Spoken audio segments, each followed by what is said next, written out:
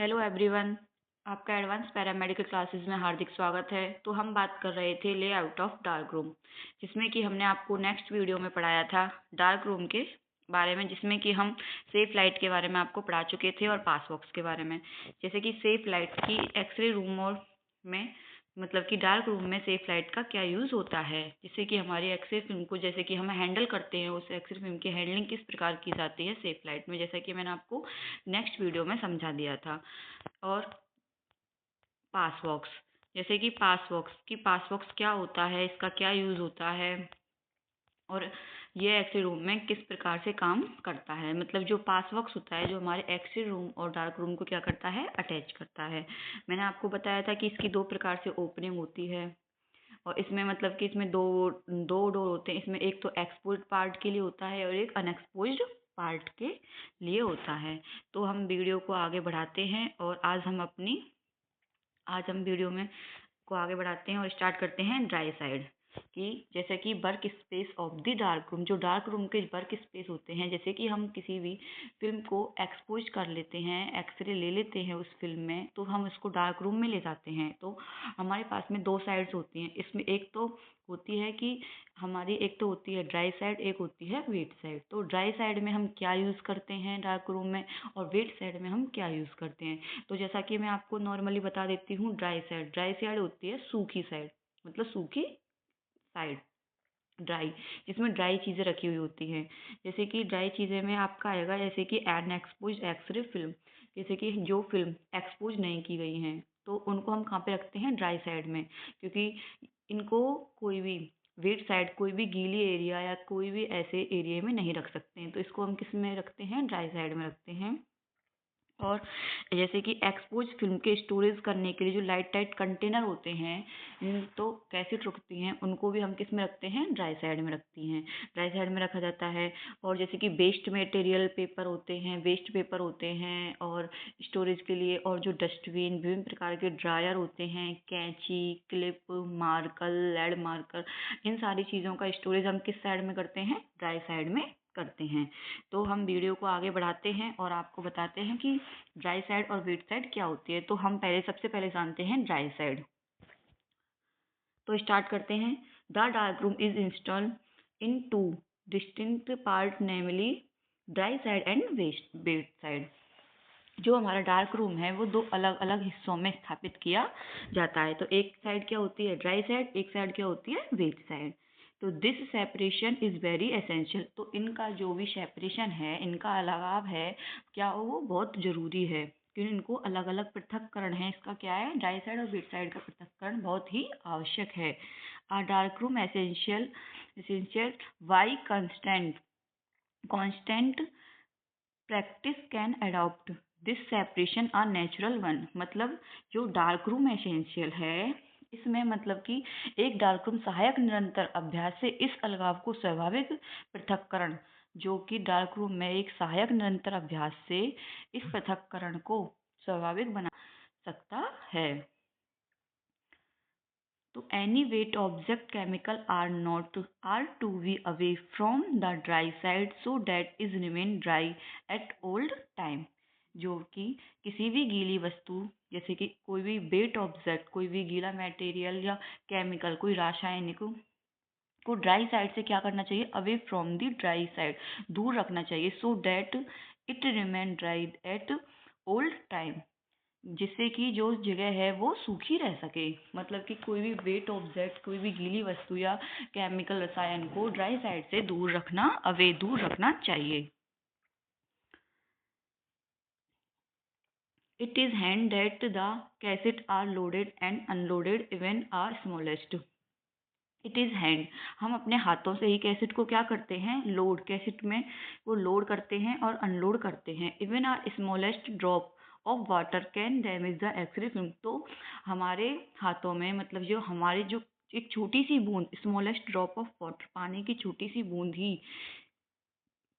Can damage the X-ray film, क्या कर सकती है, एक्सरे फिल्म को डैमेज कर सकती है, नुकसान पहुंचा सकती है।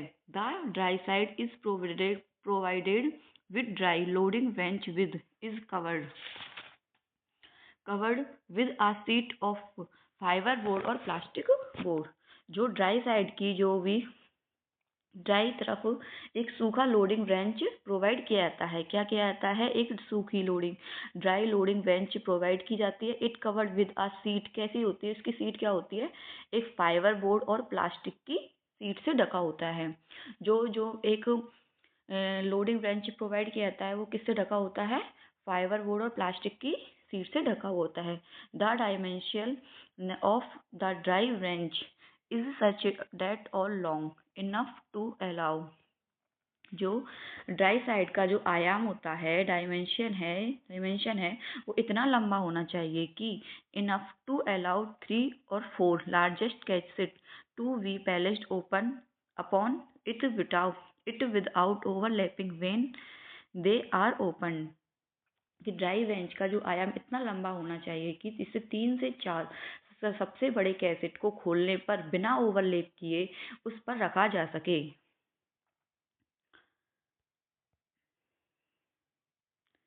The the recommended length and width 2.5 meter and 0.6 meter height should be not less than 0.9 metre. जिसकी लंबाई मतलब कि जो लोडिंग बेंच है उसका जैसे कि मैंने आपको बताया था आयाम कितना होना चाहिए? इतना बड़ा होना चाहिए इससे 3 से 4 बड़े कैसेट के जो डिब्बे हैं उनको खोलकर हम आराम से इन कैसेटों को रख सकें और जो बिना ओवरलैप किए कोई भी दिक्कत या कोई भी नुकसान नहीं होना चाहिए। और जिसकी लंबाई कितनी होनी चाहिए? 2.5 मीटर और चौड़ाई कितनी होनी चाहिए? 0.6 मीटर। और इसकी ऊंचाई कम से कम कितनी होनी चाहिए? 0.9 मीटर से कम नहीं होनी चाहिए। नॉट लेस देन 0.9 मीटर से कम नहीं होनी चाहिए। The film hanger should not be suspended over the centre of dry bench because if the fall down. जो हैंगर है, जो फिल्म हैंगर है वो ड्राई बेंच के ऊपर कभी भी नहीं लटकाए जाने चाहिए क्योंकि अगर वे गलती से गिर जाते हैं centre of dry bench because if the fall down, अगर वो गलती से गिर जाते हैं तो एक्सरे फिल्म को क्या हो जाएगा? नुकसान पहुंच जाएगा। Accidentally they will damage the X-ray film. X-ray film क्या हो जाएगी? हमारी खराब हो जाएगी। Please the film hanger on special hooks which are fixed in to the side walls of the dry side. जो फिल्म हैंगर को विशेष ऊपर रखे जाने चाहिए, ऊपर रखें जो सूखी तरफ की दीवार में क्या होते हैं? लगे होते हैं। तो आपको समझ आ गया कि ड्राई साइड में का क्या यूज़ होता है और इसको किस प्रकार से हम डार्क रूम में यूज़ लेते हैं। तो हम वीडियो को आगे बढ़ाते हैं और हम अपनी जो हमारा वर्क स्पेस का जो एरिया था, जो साइड्स थी, उसमें हमने 2 साइड्स के बारे में बताया था आपको, एक ड्राई साइड और एक वेट साइड। तो हम नेक्स्ट जो हमारी वेट साइड है उसके बारे में स्टार्टिंग करते हैं। तो बोलते हैं wet side. The bedside is placed where is the film is chemical processed and finally become a radiograph।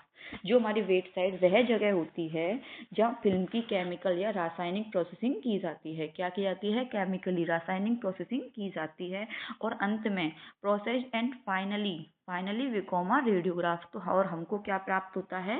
एक रेडियोग्राफ बन जाता है और अंत में हमारा क्या होता है? रेडियोग्राफ बन जाता है। A series of tank for the both are placed next to each other and they form a large unit। इसमें टैंकों की एक श्रृंखला एक दूसरे के बगल में रखी जाती है। क्या रखी जाती है? एक टैंकों की श्रृंखला, सीरीज ऑफ टैंक रखी जाती है और वे एक बड़ी इकाई में होते हैं। किसमें होते हैं? लार्ज यूनिट में, बड़ी इकाई में होते हैं। This unit is available in markets in various size. यह इकाई बाजार में विभिन्न आकारों में उपलब्ध है। विभिन्न आकारों में क्या है? उपलब्ध है।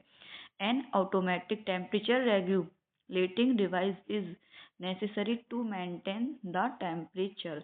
टेम्परेचर बनाए रखने के लिए एक स्वचालित तापमान विनियमन उपकरण का आवश्यक है। मतलब कि इसमें टेम्परेचर को हम बनाए रखने के लिए क्या करना चाहिए? एक विनियमन उपकरण आवश्यक है। Two steering pedals are required to prepare developer and fixer solution। Developer और फिक्सर के जो घोल सॉल्यूशन को तैयार करने के लिए 2 स्टीयरिंग पैडल्स की आवश्यकता होती है। किसकी आवश्यकता होती है? 2 स्टीयरिंग पैडल्स की आवश्यकता होती है। A proper volume should be made by adding water as by the instruction, निर्देशानुसार पानी मिलाकर उचित मात्रा बनाई जाती है। तो इसमें मतलब कि डेवलपर और फिक्सर में एक निर्देशानुसार मतलब कि पानी उचित मात्रा मिलाकर इस घोल को क्या किया जाता है, तैयार किया जाता है। तो वीडियो को कंटिन्यू करते हैं और आगे देखते हैं कि हमारी वेबसाइट में क्या क्या होता है। The tank may be made up of stainless steel, plastic or hard rubber sheet. Normally stainless steel tank are used. जो हमारे टैंक स्टेनलेस स्टील और प्लास्टिक या हार्ड रबर सीट के बने हो सकते हैं। जो ये टैंक होते हैं, जो केमिकल टैंक्स होते हैं जिसमें हम प्रोसेसिंग करते हैं, हमारी वेट साइड में रखे होते हैं, ये किसके बने होते हैं, स्टेनलेस स्टील और प्लास्टिक और हार्ड रबर सीट के बने होते हैं। बट आमतौर पर यूजुअली स्टेनलेस स्टील के टैंकों का ही ज़्यादा यूज़ किया जाता है। The size of the tank needs to be suitable for placing at least 4 film in the tanks at one time. The space, tank का आकार एक टाइम में कम से कम 4 फिल्म, जो मतलब कि जो टैंक्स का आकार एक टाइम में कम से कम इतना होना चाहिए कि 4 फिल्म्स को टैंकों में रखने के लिए उपयुक्त होना चाहिए। Suitable, between the films in the both is at least 0.8 inch, कि चाहिए दोनों में फिल्म्स के बीच की जगह कम से कम कितनी हो, 0.8 इंच हो। टैंकों का आकार एक टाइम में कम से कम 4 फिल्म को टैंकों में रखने के लिए उपयुक्त होना चाहिए, जिसमें दोनों फिल्मों के बीच जगह कम से कम कितनी होती है, कम से कम 0.8 इंच हो। The website is equipped with at least 4 tanks arranged in the order of processing.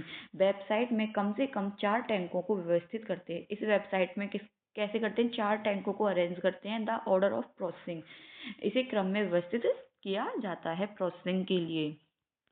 मैंने आप जैसे कि जो केमिकल टैंक होते हैं उनको 4 तरह से 4 उस क्रम में व्यवस्थित किया जाता है। सबसे पहले क्या आता है हमारा, डेवलपिंग टैंक। फर्स्ट पे आता है हमारा डेवलपिंग टैंक। दूसरा टैंक होता है हमारा रिंसिंग करने के लिए। तीसरा टैंक होता है हमारा फिक्सिंग टैंक होता है जो। फोर्थ टैंक होता है हमारा टैंक्स ऑफ वॉशिंग टैंक, इसमें फिल्म की वॉशिंग की जाती है। तो पहला टैंक हो गया हमारा डेवलपिंग, दूसरा हो गया हमारा रिंसिंग, तीसरा हो गया हमारा फिक्सिंग और चौथा हो गया हमारा वॉशिंग। इसमें 4 प्रकार के टैंक होते हैं जिसमें हमारी केमिकल प्रोसेसिंग की जाती है। तो A fixing time should have about twice the volume of developing tank. Fixing tank का जो आयतन है वो डेवलपिंग टैंक के आयतन का लगभग कितना होना चाहिए, 2 गुना होना चाहिए।